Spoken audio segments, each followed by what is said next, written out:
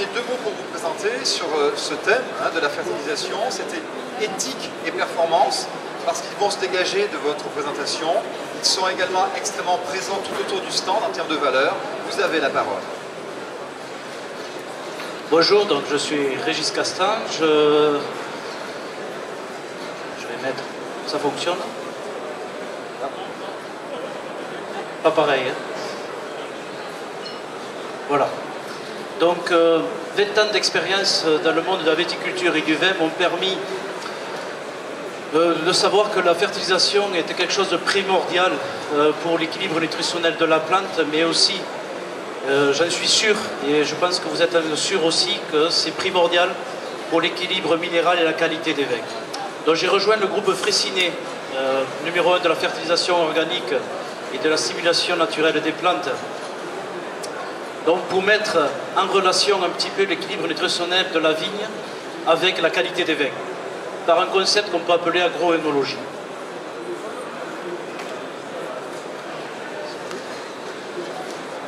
Pardon. Donc je peux affirmer que, vous l'avez là, aujourd'hui que la fertilisation est un des premiers gestes, et le premier geste d'œnologie. Pourquoi? Donc la fertilisation, et si vous utilisez, si vous adoptez le programme de nutrition et stimulation qui a été mis en place donc, par nos agronomes, au niveau de la vigne, vous allez avoir une vigne qui est bien équilibrée au niveau de sa nutrition et donc un raisin qui est équilibré. Donc qu'est-ce que ça veut dire? Ça veut dire que la fertilisation est le premier geste œnologique. Pourquoi? Parce qu'un sol bien équilibré, un sol vivant, une rhizosphère riche et donc des racines en bonne forme et très actives, rien de mieux pour qu'un vin sente le terroir. Deuxièmement, la fertilisation est le premier geste œnologique. Pourquoi? Parce que vous pouvez gérer vos rendements, augmenter vos rendements à la parcelle et s'éprouver et garder la qualité des vins. La fertilisation est le premier geste œnologique aussi parce qu'elle fait le lien entre le porte-greffe, le cépage et le mode de conduite de chacun, donc le type de production que vous avez derrière. La fertilisation est le premier geste œnologique parce qu'elle permet de gérer les alimentations azotées, les carences, elle gère la potasse. Et donc, on sait très bien que gérer ces éléments-là vont jouer favorablement ou défavorablement. On peut parler de sentence œnologique sur les arômes du vin, sur la structure, sur la fraîcheur et sur la garde du vin.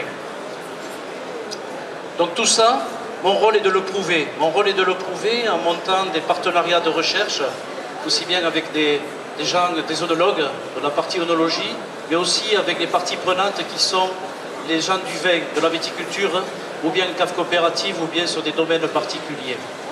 Et donc nous, on a mis une démarche en place qu'on appelle la démarche Authentis, qui est une démarche agro-responsable et qui permet, parce que Fraissinet, depuis 1870, élabore des produits naturels qui sont utilisables en bio et donc à une éthique d'entreprise. Et cela nous permet d'avoir une image, une vue sur la responsabilité, sur la confiance.